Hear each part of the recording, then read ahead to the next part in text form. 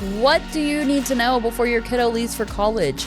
My name is Christina Strickland. I'm the managing partner of Rally Wealth and Benefits, and today I want to tell you the 5 things that you need to make sure your student is prepared for before they leave for college. Really, to be fair, though, this could be kids, just moving out and creating their own space in the world. It doesn't have to be for college, but college is when we often see this the most. So the 5 things that you want to make sure are covered with your kiddo before they leave are: 1, you want to talk about finances and a budget.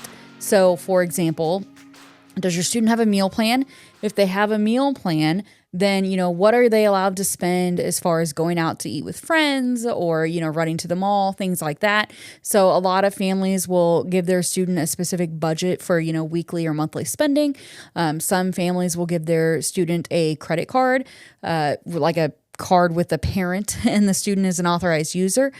Some students have, a joint checking account with mom or dad. Whatever that looks like, just make sure you have the actual conversation, because what I see a lot of the families I work with is that sometimes students just think they have carte blanche to do whatever they'd like in college, and then they come out of even that first semester with maybe some debt. And so that's a really important conversation to have. In addition, or even during that conversation, an important thing to discuss is also the ability to get a credit card, because, these college campuses are very, very, very rich targets for companies to say, hey, come get free dinner on us and apply for this credit card, or come get a free mini fridge for your dorm room and get a free credit card while you're at it, or apply for a credit card while you're at it. And what often happens is, because these students are 18 or older, they're allowed to do that, but that's where we see really dangerous habits start very quickly. And so, just not that it's a horrible thing, and not that, I'm saying it's black and white, you should or shouldn't. What I am saying is that should be a conversation that you have with your student before they are out on their own. The second thing that you're going to want is a financial power of attorney. So a lot of parents assume that once their child is 18, because they're still the parent, that they have authority over that financial life, and they don't. So I would recommend that you have a financial power of attorney on file that lists whoever the student is comfortable with. Typically it's mom or dad, just so that, heaven forbid, the student not be able to make decisions, the parent or legal guardian can step in and help out, which is the third thing. It's also a power of attorney, but this time it's for healthcare reasons. So again, just when a student's 18, they're legally an adult. It's no longer automatically the parent's decision. So a parent or legal guardian would need to be listed as a power of attorney.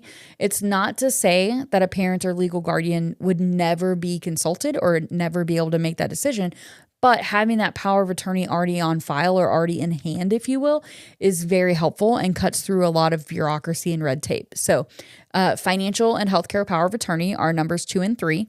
Number 4 on the list is a universal HIPAA. And what that says is that if the student designates, 1 or 2 people, so typically, again, mom or dad, legal guardian, aunt or uncle, whatever adults in their lives they trust, that they can access information about them. And so I'll tell a short story.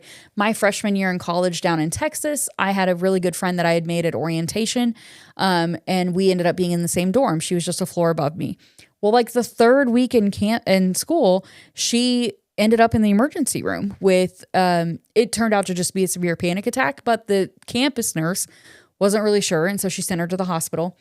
Well, her parents lived like 8 hours away down in Houston, and they couldn't get any information about what was going on with their child because, again, she was over 18. So universal HIPAA is just a form that works at any medical facility that says, hey, if you're calling and asking about this person, here is who the medical facility is authorized to share information with. And so that is something super helpful that you want to make sure you have on hand. Hopefully my idea is that this is kind of like fire insurance. You should never, ever need it. But if you did, you'd be really glad that you had it. And then the 5th and final thing on the list is really more of a document your student needs to have. And that is, in documents, I should say, is they just need to have their important documents. So for example, a student going to college or moving out to an apartment for their first time, they need to know their social security number, which sounds kind of silly, but there's a lot of students out there that don't know them. They need to know their vehicle insurance. They need to have access to that, whether it's an app on their phone or a physical card still. They need to have their health insurance card. That's a huge one that we see a lot of students leaving and going on campuses, and they don't have their insurance card. Again, normally, there's a pretty good medical facility on campus that kind of has their own arrangement. But every now and then, a student might need healthcare off campus. And so they're going to need that health information. In addition to that, you should probably have a conversation with your student about in-network versus out-of-network so that they understand where they can or can't go to the doctor.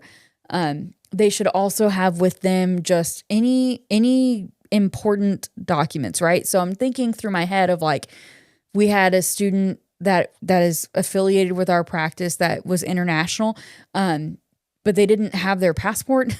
They had a passport to arrive, but then they didn't store it in a safe place. Just things that I think as adults, we get so used to just doing life, right? That as adults, we just think it's automatic and that it's co-pilot. And I think because to adults, it's so first nature, sometimes we don't remember to share that valuable information with our students.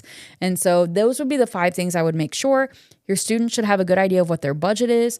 They should have a financial power of attorney, a healthcare power of attorney, a universal HIPAA, and then a safe place to keep all their important documents. So good luck to all the students and young adults out there kind of making their way in the world. And if you need any help with anything at all, we'd love to help.